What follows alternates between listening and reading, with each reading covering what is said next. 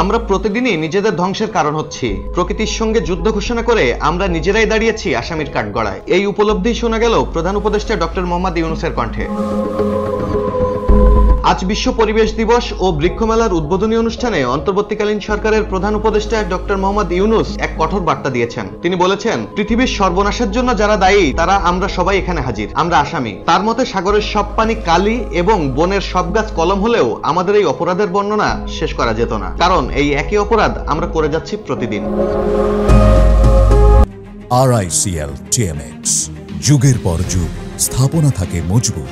Doctor Yunus জোর দিয়ে বলেছেন, যুদ্ধ ও প্রযুক্তির অপব্যবহারে বর্তমান পৃথিবী নানা সংকটে জর্জরিত, কিন্তু সবচেয়ে বড় চ্যালেঞ্জ হলো প্রকৃতির বিধ্বংসী রূপ, যা আমাদেরই সৃষ্ট। তিনি স্পষ্ট করেছেন, দোষটা প্রকৃতির না, দোষটা হলো প্রকৃতি বিধ্বংসী এক জীব যার নাম মানুষ। তিনি হুঁশিয়ারি দিয়েছেন, জলবায়ু সংকট এখন দৈত্যাকারে আমাদের সামনে হাজির, যা ক্রমাগত হুঙ্কার দিচ্ছে, হয় আমরা থাকবো না হয় তোমরা থাকবে, দুইজন একসঙ্গে থাকতে পারবে না।